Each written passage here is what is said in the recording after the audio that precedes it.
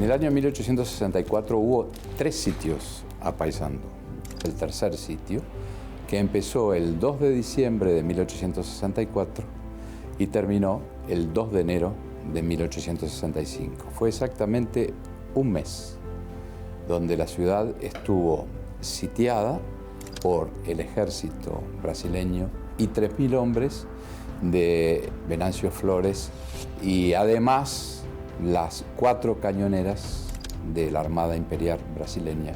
Fue la primera vez en la historia nacional que un habitante defendía a sangre y fuego su lugar en la tierra del planeta. Y en un contexto también de absoluta penuria en cuanto a recursos para sostener una contienda durante mucho tiempo y que, bueno, hace que justamente la dimensión de heroica de Paysandú esté en el hecho de que 1.086 personas hayan resistido un embate de 15.000 soldados y además con toda la tecnología disponible como para hacer un daño importante.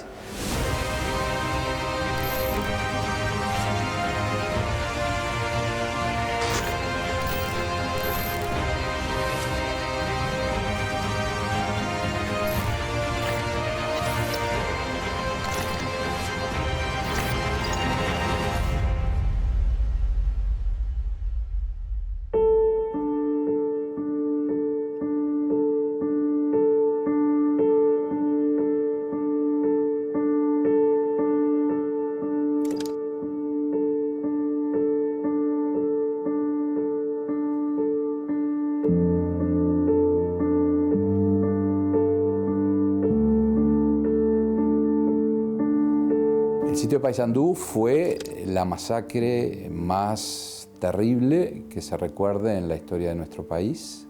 El Uruguay como tal no se lo conocía, pese a que estaba el nombre consagrado en la Constitución. Nuestros vecinos nos llamaban el territorio oriental. Toda la epopeya de Paysandú, como a mí me gusta llamarla, no es otra cosa que la defensa de la independencia, de la libertad y de la república. Y con la epopeya de Paysandú lo que se hizo fue evitar que Uruguay volviera a ser territorio brasileño, es decir, que el imperio de Brasil reinstaurara la provincia cisplatina.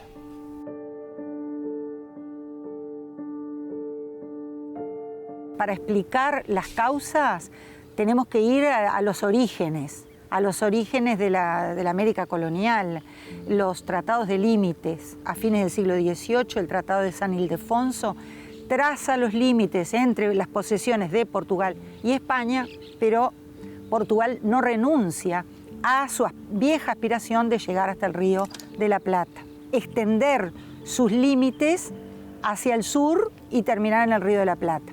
Esta zona era en todo el siglo XIX permanentemente cruzada por barcos comerciales. Era una zona que importaba al resto de Uruguay, al resto de los estados que están relacionados con el tema, porque de un lado y del otro, del lado uruguayo y del lado argentino, tenemos saladeros, tenemos una presencia inglesa importante, ¿no? La tenemos muy cercano en Fraiventos, en la zona del Anglo, pero la tenemos del otro lado también, porque hay fábricas Liebig. O sea, el río Uruguay era o es el espinazo del Río de la Plata.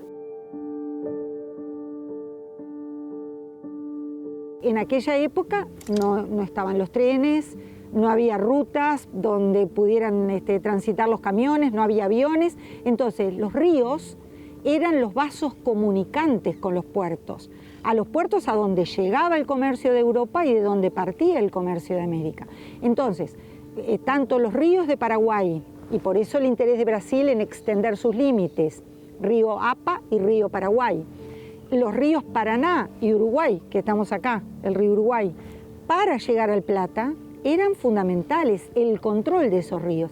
Si esos ríos se transformaban en ríos interiores, eso perjudicaba los intereses de Brasil, perjudicaba los intereses de Inglaterra, que siempre estuvo detrás de estos conflictos. Traían inmigrantes, traían productos, se llevaban los productos de los saladeros y esos barcos estaban aquí estacionados.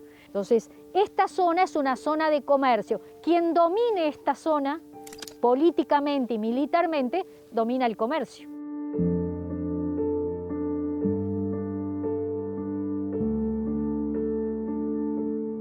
La defensa de Paysandú podemos enmarcarla como un episodio local, pero que se enmarca dentro de una lógica más amplia, que tiene que ver con la conformación de los estados en la región del Plata. Nos referimos a las Provincias Unidas, al Imperio de Brasil, al Paraguay y, por supuesto, al Uruguay. Brasil nunca había quedado satisfecho luego de la derrota de Ituzaingó y había perdido el territorio oriental. Todos sabemos que en Ituzaingó las Provincias Unidas y el ejército del Imperio de Brasil se enfrentan por la disputa justamente del territorio oriental. Y de ahí surge la Convención Preliminar de Paz de 1828. Se resuelve con la mediación británica la creación del Estado Oriental. En 1830 juramos nuestra primera constitución, pero el tema de límites sigue estando. Argentina con un proceso de enfrentamiento entre federales y unitarios, y en el medio está también Paraguay, del cual Brasil también quiere extender sus límites. Ahí el conflicto se extiende. Entonces, tenemos problema de límites, pero problemas ideológicos y políticos en cuanto se enfrentan federales y unitarios, colorados y blancos, los intereses del Imperio de Brasil y detrás de todo eso los intereses de Paraguay y la mano de Inglaterra en el flujo comercial.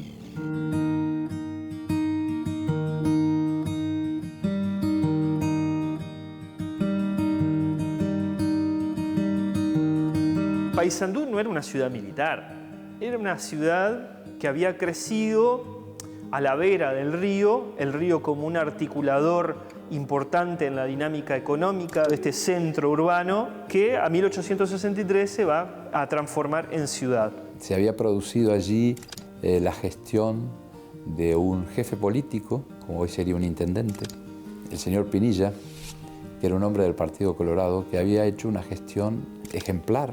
Era tomada como un ejemplo por el gobierno de Montevideo para mostrar a otras jefaturas políticas lo que se debía hacer. La jefatura es uno de los pocos sitios que se mantiene, digamos, mantiene la estructura original a lo que era, ¿no? De hecho, tiene frisos, con metopas y con un frontón que es igual al que hubo en el sitio de Paysandú. Era un edificio de expresión neoclásica que cuenta con elementos simbólicos. Esos ornamentos no son meros ornamentos, sino que son una especie de discurso que lo que planteaba era, bueno, justamente una iconología romana, ¿no? Para recuperar este concepto de república que en este contexto tanto hacía falta, ¿no?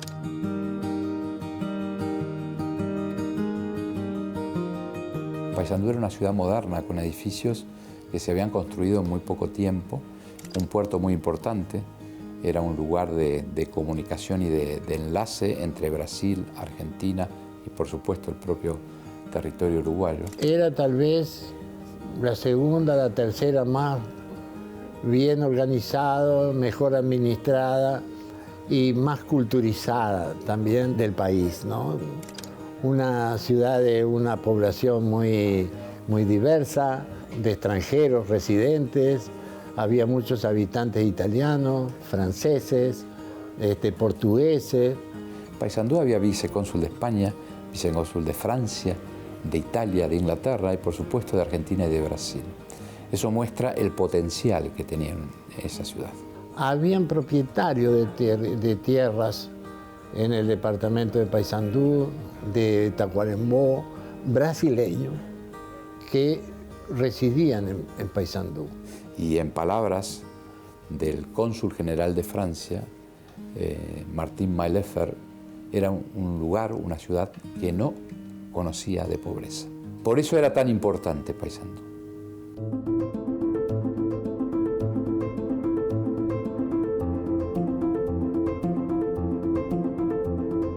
Hay un elemento muy importante a tener en cuenta y es el tema de la esclavitud. Uruguay, por Constitución en 1830, había abolido la esclavitud. Pero eso era letra muerta. Realmente comienza a llevarse a la práctica en 1860 con el gobierno de Bernardo Berna. ¿Qué pasaba en las fronteras esas tan difusas, delimitadas, pero poco respetadas con Brasil? El estado de Río Grande do Sul y Brasil todo regía la esclavitud. Los esclavos del Brasil, de Río Grande, huían hacia el estado oriental buscando la libertad. Los perjudicaban en su economía, porque ellos trabajaban en sus estancias, en sus establecimientos ganaderos con mano de obra esclava. Entonces eso empezó a afectar seriamente a los grandes estancieros de Brasil. Y otro elemento, además muy importante, Río Grande do Sul no tiene un puerto realmente importante. Ellos necesitaban el puerto de Montevideo o el puerto de Maldonado, con otro elemento más. Las rentas de aduana, es decir, los impuestos que cobraba el puerto de Montevideo, eran mucho más bajos que los impuestos que cobraba el emperador Pedro II. Entonces, con esas circunstancias, ellos comprueban que su mano de obra empieza a desaparecer, y entonces van a golpear la puerta a la corte imperial en Río de Janeiro, pidiéndole una solución a Pedro II.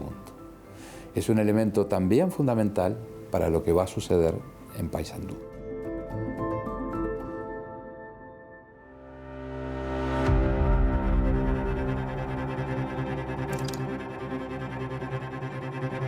Venancio Flores era un hombre que había participado, había estado involucrado en las luchas por la independencia, en la Cruzada Libertadora. Era un hombre de una ambición política desmedida. Era simpatizante de la idea de los caudillos, de la política de pactos.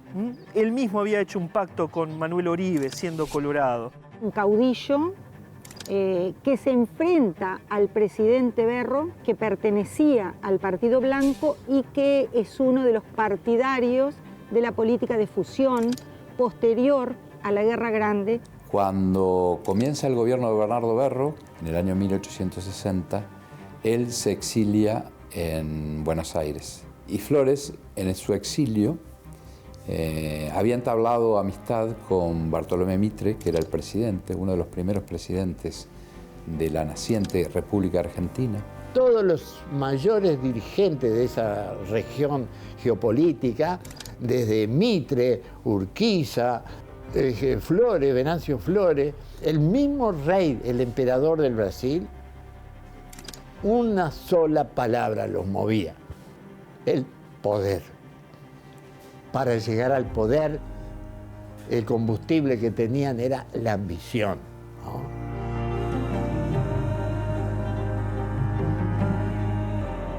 La estrategia de Venancio Flores era derrocar al gobierno de Montevideo, pero él solo no podía. Hay que decir que Venancio Flores es clave en la batalla del Pavón, que va a terminar haciendo que Buenos Aires se quede con el control de las Provincias Unidas. Estaban los intereses de Bartolomé Mitre por tener un aliado en el Uruguay, también un aliado que pudiera moldear a su semejanza. Y por otro lado, el Imperio de Brasil, que necesitaba un aliado para poder tener un apoyo en contraparte contra una amenaza, que era la amenaza del Paraguay, que era un estado que era el único consolidándose como una nación guaraní, una nación con principios, una nación determinada. Ahí se produce todo este entramado de intereses entre Mitre y la alianza que configura con Flores y con Brasil, de los cuales, digamos que las víctimas son Paraguay y Uruguay.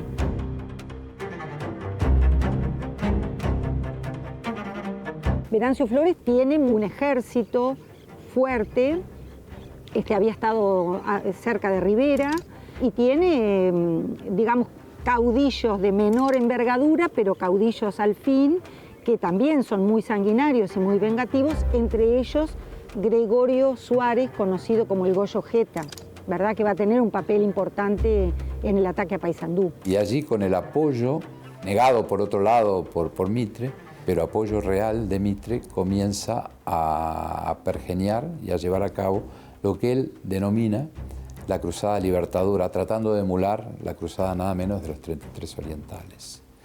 Y en un barco proporcionado por Mitre, por el gobierno argentino, cruza el río Uruguay, y él ya había negociado con los brasileños, esa revolución va ganando lo que se llaman en ese entonces plazas, ¿no? Ciudades del territorio oriental, y la última gran conquista es la entrada a Florida. De Florida ya marcha a Paysandú para el tercer sitio, ¿no?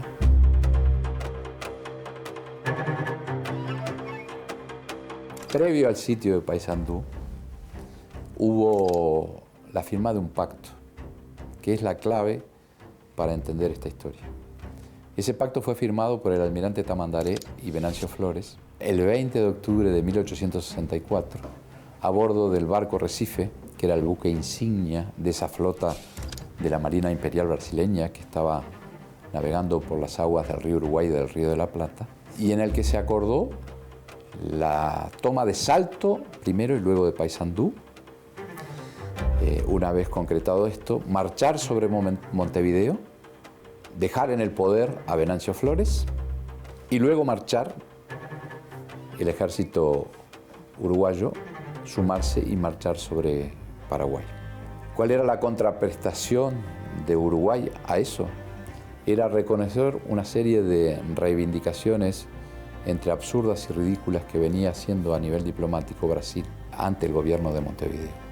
Y que esas reivindicaciones tenían que ver con el anhelo y la voracidad de Brasil de reinstaurar, que era el motivo final, la Cisplatina. Y es un apoyo fundamental para Venancio Flores, pero también para el gobierno mitrista de Argentina, el gobierno mitrista de Buenos Aires. Había una relación comercial, por ejemplo, entre Urquiza, que está muy cerca, que es gobernador de Entre Ríos, y Venancio Flores. O sea, es una conjunción de fuerzas políticas, militares, temas económicos, temas sociales. Creo que es mucho que tiene que ver también con el río.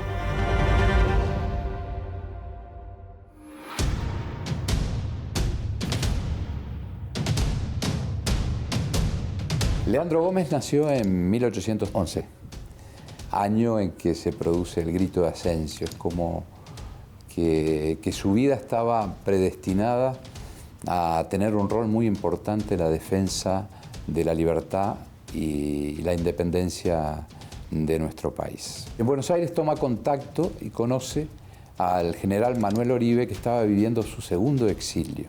Oribe es quien lo inicia en el terreno militar. Creó una sociedad filantrópica, promovió la educación, fue un artiguista que inspiró sus ideas, el mantenimiento, ¿verdad?, de las ideas artiguistas de independencia, de federación y de república. Era un artiguista en tiempos en que ser artiguista era mala palabra en el Río de la Plata. Leandro Gómez, que no era coronel aún, es nombrado jefe del Ejército del Norte, con competencia sobre Salto y Paysandú. Y allí empieza a transcurrir una carrera militar que, bueno, que llega al cenit en Paysandú, ¿no? Le ordenan, como militar, le ordena el gobierno de Montevideo trasladarse de Salto a Paysandú para comandar lo que se llamaba ya entonces la defensa, porque era inminente la invasión de Brasil asociado a Flores en Paysandú.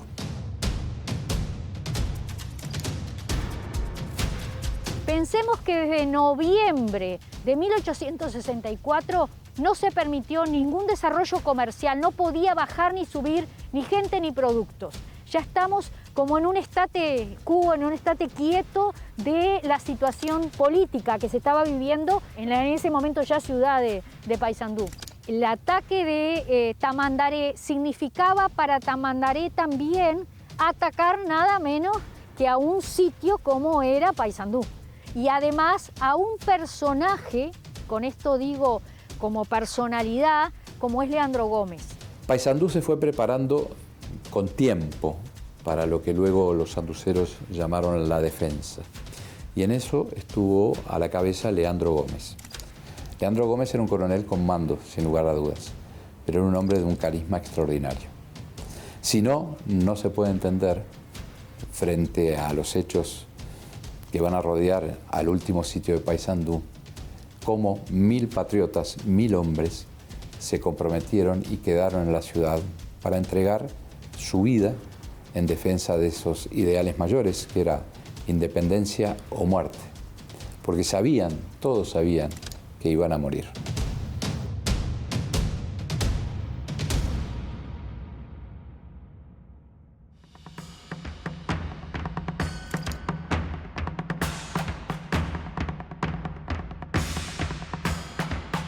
Esto que vemos acá es un plano realizado por Antonio Montero en el año 1899 de la defensa de Paysandú de 1864 y 1865. Es un documento muy interesante porque nos muestra un poco cómo fue el espacio de trincheras que tuvo la ciudad, ¿no? Es, si se quiere, la primera señal de una guerra moderna que vamos a tener en el Uruguay, del sitio de Paysandú. ¿Por qué? Precisamente porque hay una conexión con una artillería de distancia con respecto a la zona a ser atacada y no hay un fuego cruzado, de un choque directo, ¿no? En ese sentido podemos decir que es una guerra meditada, es una guerra pensada. Se construyó un sitio en la Plaza Constitución, en la plaza principal, que era una torre sobre la cual se habían colocado 4 cañones enfrentados o orientados a los puntos cardinales para defender ese ataque. Se va a llamar baluarte de la ley, una suerte de torreta defensiva donde se van a almacenar los pertrechos de guerra, o sea, donde se va a almacenar todo lo que tiene que ver con material bélico, ¿no? A su vez, se van a poner tanquetas en algunos puntos estratégicos, como por ejemplo al norte, y muchos de los defensores lo que van a hacer es utilizar las terrazas para actuar sobre la altura de modo de evitar el contacto directo, ¿no? Y apuntar hacia el enemigo siempre que quiera avanzar, ¿no? Entonces es una estrategia muy bien meditada, por decirlo de alguna forma. A su vez, otro espacio muy utilizado en ese contexto era el templo nuevo que estaba en proceso de construcción, la iglesia actual, y que va a ser un espacio muy estratégico, primero porque no solo van a poner un cañón también del lado de adentro de la iglesia apuntando hacia el norte, sino que además también se va a utilizar la iglesia como un espacio de mirador, es decir, porque era el edificio más alto aún en construcción, pero pese a eso era el edificio más alto de la ciudad en ese momento. Otro punto importante dentro de este plano es la comandancia, es el lugar donde Leandro Gómez junto con su plana mayor dirigieron los destinos de estos días fatales y días trágicos, ¿no? Cuando Paysandú fue sitiada, no se encontraron con una resistencia, digamos, militarizada, armada. Los ejércitos brasileños eran los más profesionalizados. De hecho, había una suerte de carrera militar en el Imperio de Brasil, a diferencia de lo que sucedía en otras regiones, caso de Argentina, de las Provincias Unidas, caso del Uruguay, que, digamos, no había una formación militar en sí, sino que se convocaba en este caso a las guardias nacionales, ¿no?, para defender, digamos, en caso de invasión o en caso de guerras y episodios bélicos. Fue tal vez la expresión más genuina de lo que puede llamarse la soberanía. Es decir, la resistencia fue ejercida por los habitantes de Paysandú. Eso hace que la ciudad de Paysandú haya sido la protagonista de la defensa. Se preparó con los elementos y lo que se tenía. Sean muebles de cama, roperos, incluso se llega a mencionar en algunas crónicas que hasta se usaron pianos, porque lo que va a hacer Leandro Gómez, lo que va a planificar es, digamos, atrincherar un recinto de no más de 8 cuadras, de lo que sería el casco o la plaza de Paysandú, en torno a la plaza, que hicieron que estas 8 manzanas se convirtieran como una especie de atalaya, un recinto fortificado, que le permitía a los defensores comunicarse de un punto a otro, es decir, ir de la comandancia hasta la jefatura, por ejemplo, ¿no? Contaba con un hospital, habían puertas y portones levadizos para entrar y salir de la ciudad. Y eso va a ser una de las estrategias que va a hacer que la defensa pueda sostenerse en el tiempo, ¿no? Pese a la desventaja numérica, ¿no? Porque estamos hablando de que en este recinto amurallado habían 1086 personas, dicen las crónicas, y del otro lado, del bando sitiador, digamos, ascendía a las 8000. Ya para fines de diciembre va a llegar a un total de 15.000 personas. O sea, que era un número completamente desproporcionado. Nunca se dimensionó entonces el poderío del enemigo, ¿no?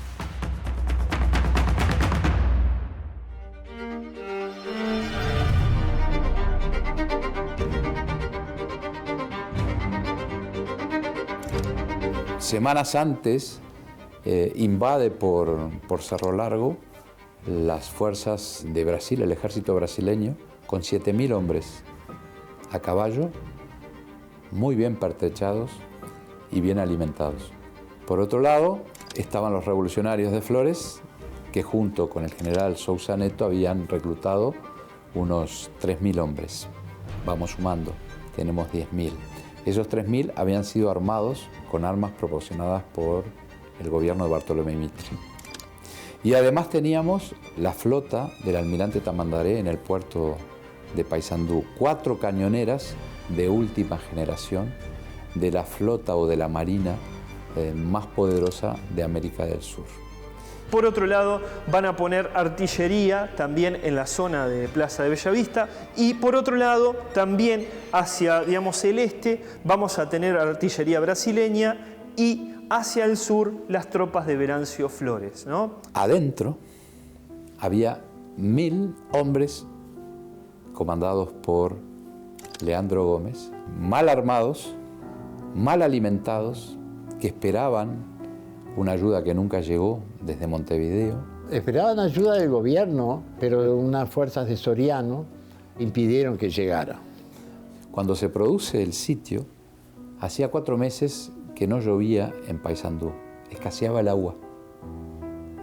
Entonces era de imaginarse de antemano cuál iba a ser el resultado de ese enfrentamiento tan desigual.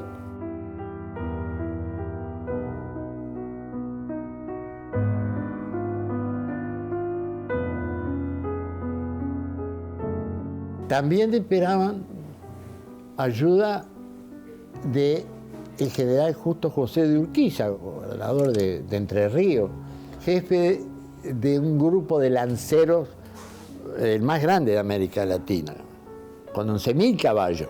Y Urquiza nunca cruzó. Y no cruzó porque un solo brasilero, un conde, cruzó el río Uruguay con un asistente de soldado brasilero y le preguntó a Urquiza si tenía caballo. Así que usted precisa caballos. Sí. ¿Cuántos? Y el brasilero le pregunta, ¿cuántos tiene usted? 30.000. Se los compró todos.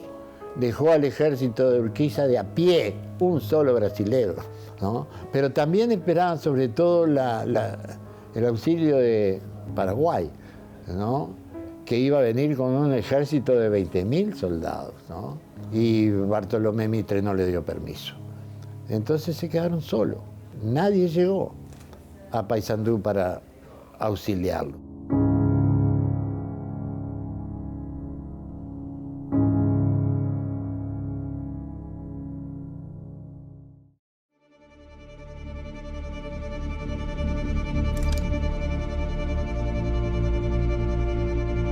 El primer ataque se produce luego que Flores le envía un ultimátum a Leandro Gómez, donde le dice que se rinda, que se entregue, y Leandro Gómez, sin perder el tiempo, en el mismo papel donde le llega ese ultimátum, le escribe al dorso cuando sucumba.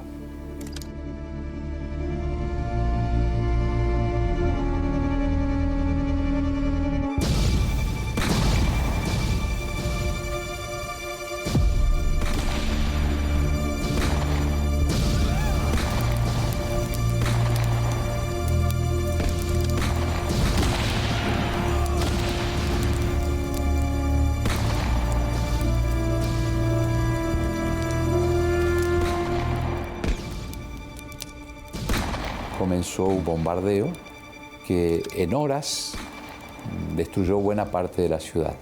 Los cañonazos atravesaban de lado a lado la ciudad de Paysandú. 200 cañonazos diarios, ¿no? Los sitiadores pensaron que en 36 horas iba a estar todo liquidado. Y ese puñado de habitantes resistió 33 días y 33 noches, ¿no? Hora por hora.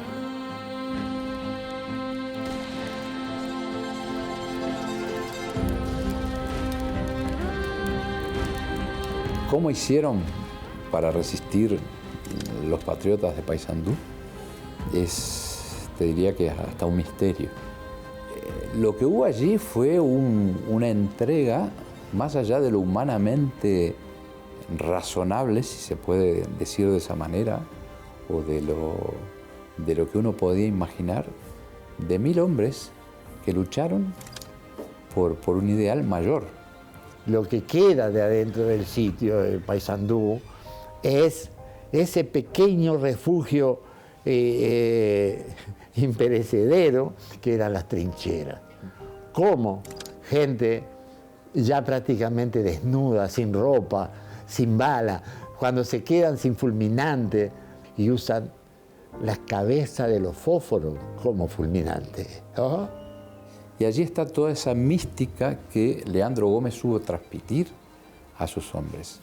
Y el lema era uno solo: independencia o muerte.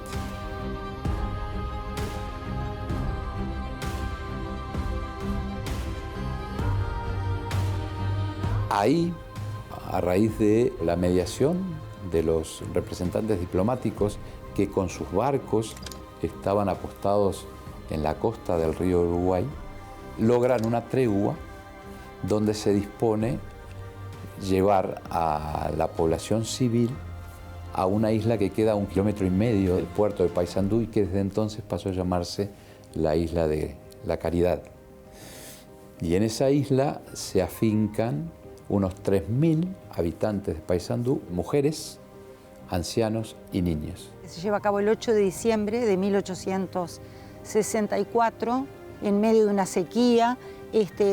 Fue muy difícil, ¿no?, permanecer allí hasta poder regresar a Paysandú, a un Paysandú destruido, ¿no?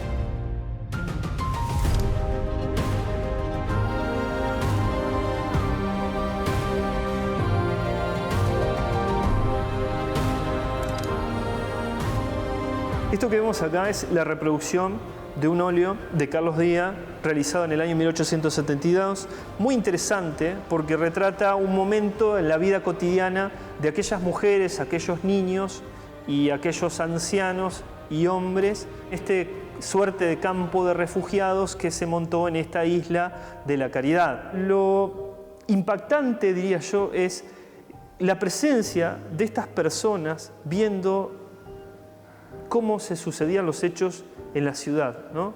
No tenían luces, no contaban con muchas luces, pero la noche se veía con tremenda claridad porque eran los impactos de las balas de cañón.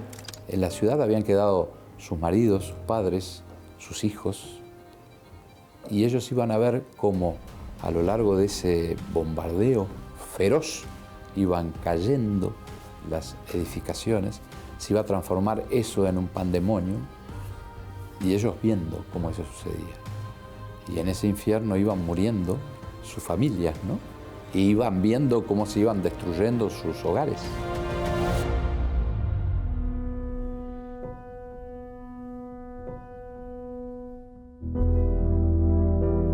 Muchas mujeres desistieron de ir a cruzar a la isla a buscar refugio para persistir en el auxilio a los defensores de Paysandú, que asistieron a los enfermos y a los heridos y que enterraron muertos. La escuela, convertida en hospital de sangre, defendida, mejor dicho, atendida por 6 gurisas de 14 años, 15 años. Junto con el doctor Vicente Mongrel, que era el médico del sitio de Paysandú, el único que se había quedado para ayudar a los defensores. Y también había mujeres que estaban en el frente de batalla ayudando con municiones y agua a los soldados. No recuerdo si fue el día número 13 o 14 del sitio, en que un cañonazo de la nave Tamandaré le voló la pierna izquierda a un teniente de 22 años, un teniente francés, Jacques Rousseau, padre de 2 chiquitos. Y las chicas arrastraron a Rousseau al interior y ellas le amputaron la pierna. Y en condiciones muy penosas, porque ya prácticamente la ciudad estaba destruida, sus casas estaban destruidas, no había suficientes víveres, había que cocinar con lo que había. Hasta que se quedaron prácticamente sin nada. Habían mujeres de los defensores que se encargaban de hacer ollas de guiso para repartir en la medida de lo posible. Y eran, bueno, unas cuantas personas, ¿no? Para atender sus reclamos, sus necesidades cotidianas. En plena batalla, con 40 grados de temperatura, a comer, en un gesto increíble, ¿no?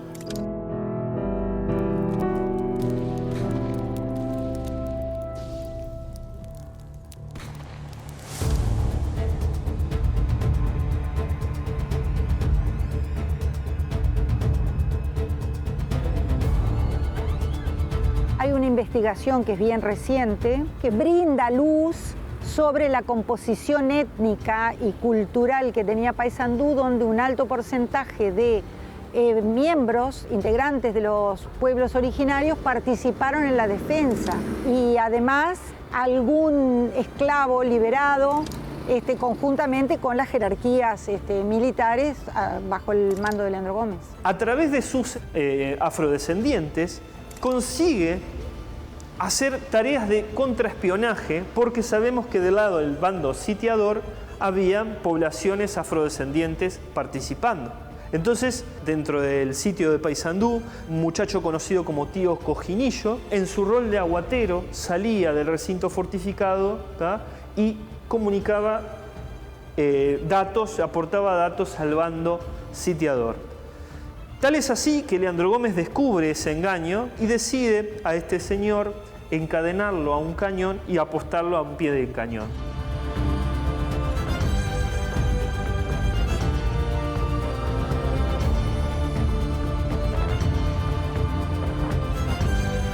Además de recibir una regadera de pólvora y de cañones, ¿no?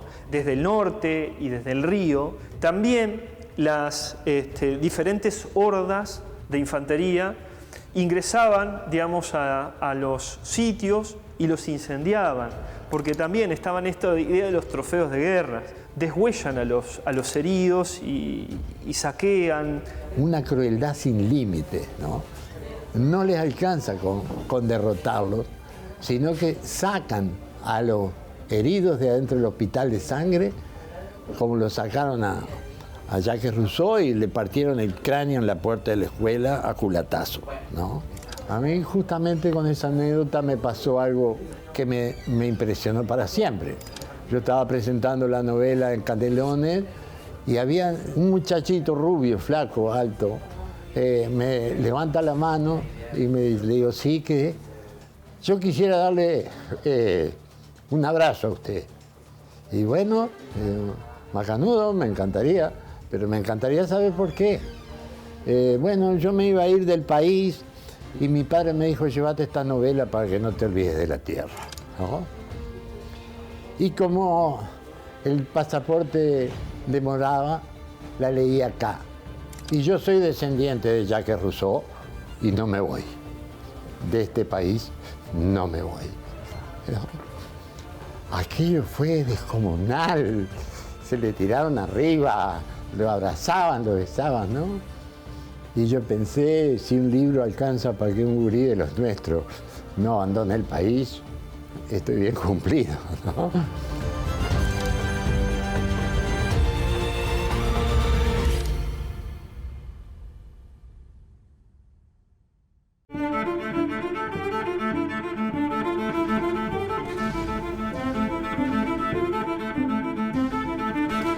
final del sitio se produce en la tarde del 31 de diciembre de 1864, cuando la fuerza invasora comienzan un ataque sin tregua.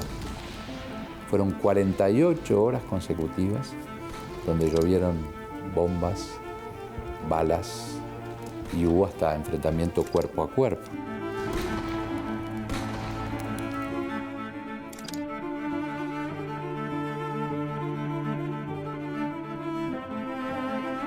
Ahora estamos en la Plaza Bellavista y esta es una de las alturas de la ciudad. Desde acá se visualiza la Plaza Constitución, ¿no? Donde estaba el epicentro de la defensa de Paysandú. Nosotros estamos a 5 cuadras de la Plaza Constitución. La Plaza de Constitución era la única plaza no solo del Uruguay, sino de América, donde había un monumento a la libertad. Fue lo primero que una bala de cañón derriba en ese bombardeo. Y luego siguió esa torre que se había construido con 4 cañones. Habían puesto la bandera del Imperio de Brasil sobre una de las cúpulas de la iglesia, cuando un soldado, esquivando las balas, escala la cúpula y logra sacar la bandera brasileña y poner nuevamente el pabellón nacional. En 2 horas, el punto más importante de la defensa fue liquidada por los cañones de la artillería brasileña.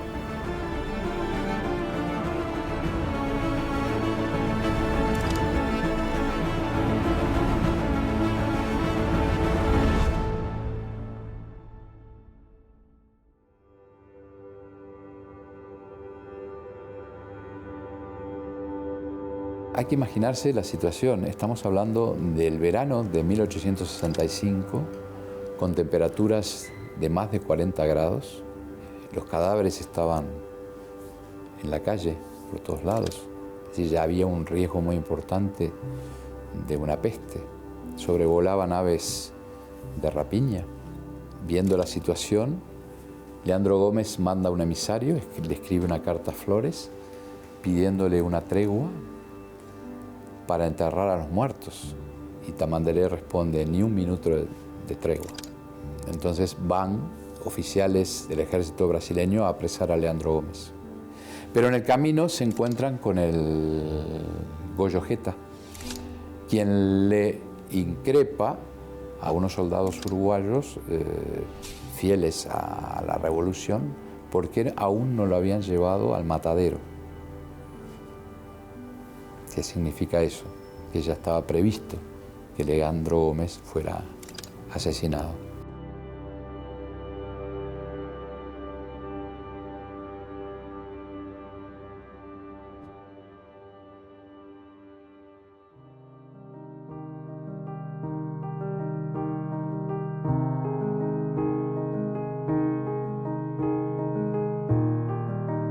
En este momento estamos nada menos que el lugar en donde fusilaron a Leandro Gómez y a varios de sus jefes el 2 de enero de 1865. La muerte de Leandro Gómez no era esperada. En una guerra civil, en general, al jefe de la guarnición que pierde es llevado prisionero. Y en este caso hubo una mezcla de temas. Tiene que ver el tema político-partidario. El fusilamiento de Leandro Gómez es de alguna forma una suerte de revancha y desquite de lo que había sido en 1858 el hecatombe de Quinteros, donde se da fusilamiento a dirigentes colorados. Tiene que ver el tema personal del Goyo Suárez, un enfrentamiento que venía de épocas familiares, y hay un tema también de la masonería.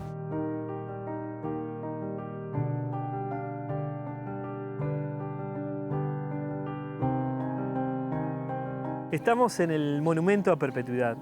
El Monumento a Perpetuidad fue el antiguo cementerio de la ciudad de Paysandú, que de alguna forma fue un protagonista más del sitio de Paysandú entre 1864 y 1865. El lugar por excelencia de estos restos, de estos combatientes, va a ser el Monumento a Perpetuidad. tras ser fusilado, Leandro Gómez había sido apuñalado y vejado completamente. Su cuerpo había sido cercenado, había sido cercenada su barba y en determinado momento va a ser recuperado por pericia del médico Vicente Mongrel, quien va a tener también su memorial dentro del monumento a perpetuidad. Va a rescatar del olvido el cadáver de Leandro Gómez, identificándolo por una cicatriz de guerra. Otro de los que sufre una muerte trágica es quien había sido el jefe político durante muy poco tiempo. Estamos hablando de Pedro Rivero, que Pedro Rivero fue una persona muy importante de los defensores, porque él había estado muchas veces en muchos eventos, como por ejemplo la hazaña del vapor Villa del Salto, que consistió en secuestrar el vapor nacional y hundirlo en nuestras costas para confundir a los enemigos. Y además aquí en Paysandú repelió muchas veces a los brasileños que querían ingresar por, digamos, la zona de la jefatura política. Fue una de las figuras destacadas por su actuación en el sitio de Paysandú.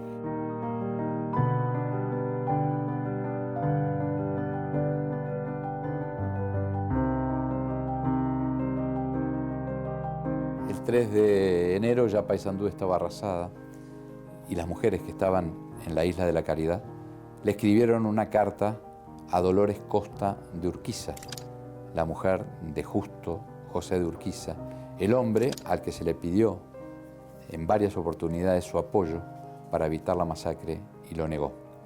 Paysandú ha caído, señora, pero ha caído arrasado por el plomo y el fuego de un conquistador extranjero, bárbaro y cruel, que viene sediento de lágrimas y sangre. ¿Podremos decir, señora, que serán las de nuestros hijos, esposos y hermanos las últimas que rigen el santuario de la libertad? Adiós, señora, que la providencia divina quiera ser más piadosa con las madres argentinas que lo que ha sido con las que aquí lloramos nuestra desolación y desamparo. Firmado, las viudas y huérfanos de Paysandú.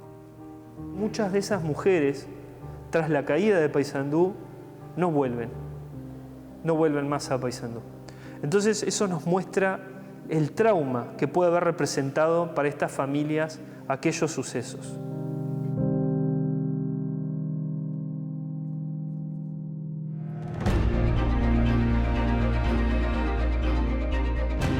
¿Por qué Paysandú es heroica? Paysandú es heroica porque defendió con gente de Paysandú y gente que no era de Paysandú, caso Leandro Gómez, por ejemplo, oriundo de Montevideo, la independencia del Uruguay. Le está diciendo a la región, Brasil, Argentina, acá se defiende la independencia, somos independientes. Porque en realidad acá lo que se estaba jugando era una guerra por una segunda independencia. Nosotros ya habíamos ganado la independencia en el 30 y estábamos en el 64 luchando por mantener esa independencia. La lucha hasta el final. Me parece que ese es el legado más importante. A pesar de eso, Paysandú se levantó y al poco tiempo se terminó convirtiendo en uno de los promotores de la economía, la cultura del Uruguay en el interior. La metáfora es como una especie de ave fénix, que a pesar de las caídas y por lo más duras que puedan ser, levantarse y resurgir es eso que hace doblemente heroico a los sanduceros.